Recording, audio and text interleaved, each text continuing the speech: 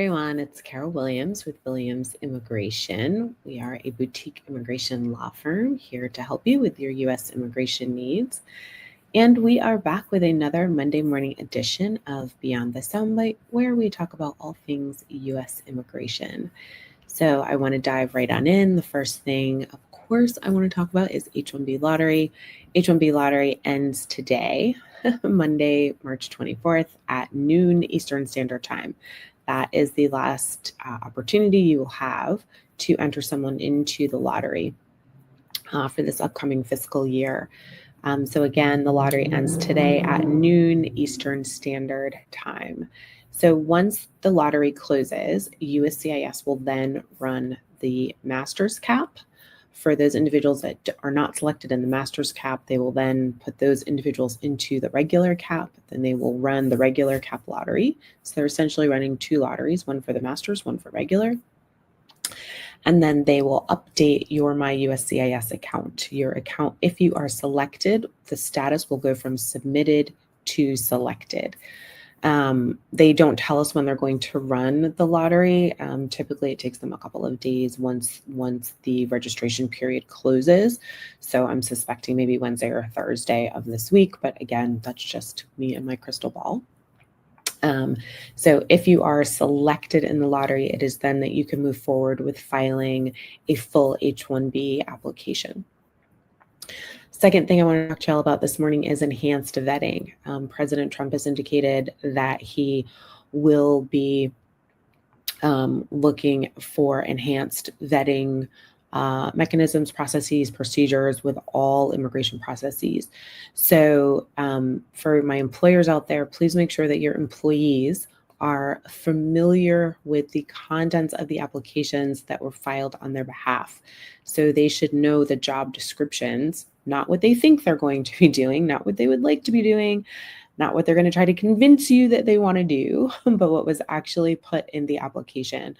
It's crucial that they understand how the application was drafted.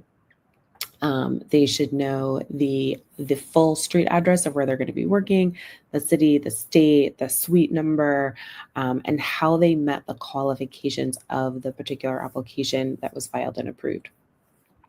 They should also know their team members and their team members' titles, their job titles. Anything is fair game. And so what we don't want is to hear stories that we have an approval notice, but then the person gets denied a visa because maybe they weren't quite sure of the street address where they were going to be working, even though they knew everything else. So it's really crucial that we make sure that the employees themselves are aware of what is in the application that's being filed and has subsequently been approved. The next thing I want to talk to you all about is the potential travel ban. We know that there is a potential travel ban coming. We saw a draft that included 43 countries with sort of three different layers of a travel ban broken out by color, ranging from an absolute ban to, we're going to give you some time to figure out your country's vetting processes. Haven't seen any talk about waivers to the proposed travel ban. So one, know that it is proposed. So nothing concrete has been issued yet, although we are fully kind of expecting and waiting for that to happen. So for my company representatives out there, my global mobility professionals, my in-house counsels, the managers, internally think about, in anticipation of the travel ban, what policies and procedures are you putting in place around your employees traveling internationally outside of the U.S.? And what kind of support, if any, will you offer if an employee is prevented from re-entering the United States after business travel and or after personal travel? So these are things that you all can start thinking about now.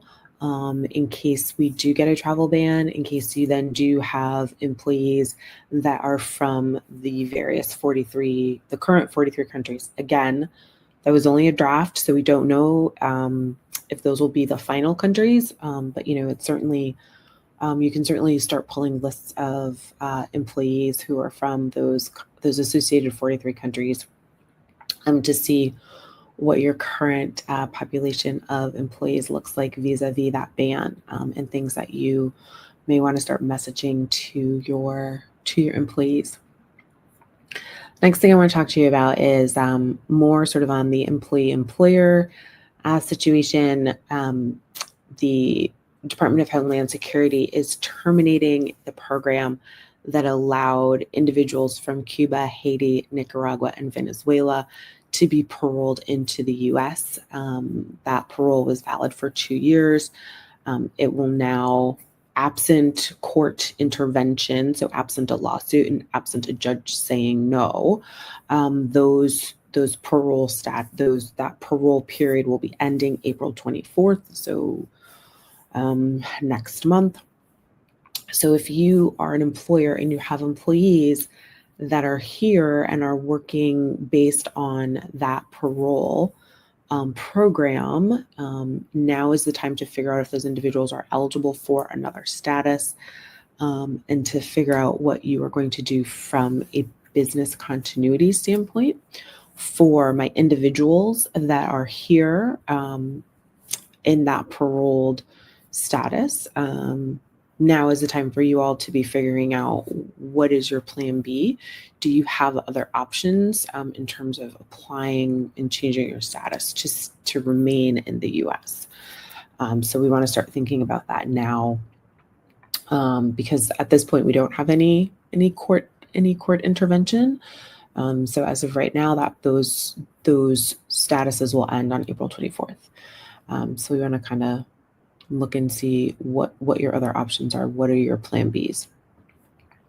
Next thing I want to talk about, also sort of on this whole plan B situation, is our global visa wait times. Normally, there is a website housed by the Department of State, because the Department of State oversees all the U.S. consulates. But this website used to tell us, with some sort of updating, how long is it taking for people to be able to book a visa application at a U.S. consulate overseas. So with the Trump administration, we've seen a lot of changes daily. Sometimes it feels like hourly, but we've seen a lot of changes. One of those changes is the website that told us how long these visa appointments were taking. And so now what we have up on that website is data back from January 7th. So we're in end of March, almost April. So that data is pretty dated. So those timelines are kind of old. So when you are looking to go outside of the US, or even if you're outside of the US already, but you're looking to book a visa appointment, build in some cushion time, because we can't really give you sort of semi-exact data on how long it's going to take you to be able to schedule an appointment. So you're really only going to find out when you go online and go through the process of scheduling that appointment. But give yourself some grace, give yourself some cushion. Please don't think that you're going to get an appointment next week, because those days are gone. And when we're looking at appointments, we are also looking at a situation where if you haven't already received that same visa in the same category previously, gone are the days where you won't have to interview. So they have actually changed that from, they recently had a policy change where if you had the visa within 24 months, then you were still eligible for an interview waiver. Now they've shortened that 24 months to 12 months. So chances are you will need an interview. So you want to account for that as well, and sort of in the timing, but just keep that in mind. And the last thing I want to talk to y'all about this morning is we got news late last week that several offices within the immigration federal ecosphere appear to have been closed. So those offices are the USCIS Ombudsman's Office, the DHS Office for Civil Rights and Civil Liberties, and the Immigration Detention Ombudsman's Office. So those folks that were working in those offices, from our understanding, were put on a 60-day administrative leave. I'm not quite sure what happens after the 60 days for those staff or for the offices themselves.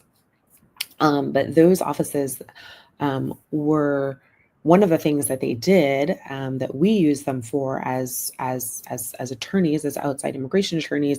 We use those offices to help us when we were having problems working our way through the normal immigration chain of command, the normal immigration processes. Sometimes the ombudsman's office was very helpful in sort of getting us an answer, getting someone to have a conversation with us, even if that conversation was in writing, but sort of getting things moving, stopping a log jam in an application process. So, and one of the things they really did was they chatted with and worked with the agency stakeholders. So, but as of right now, it appears that those offices have been closed. Looks like the staff are on a 60-day administrative leave.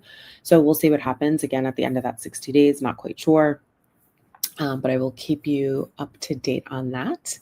But if you have any questions about your immigration process, sponsoring an employee for a visa, or coming to the U.S. to work, whether or not you should travel right now, feel free to reach out to our office. I'm more than happy to have that conversation with you. And I am Carol Williams with Williams Immigration, and this has been another Monday morning edition of Beyond the Soundbite. Have a great rest of your day and a wonderful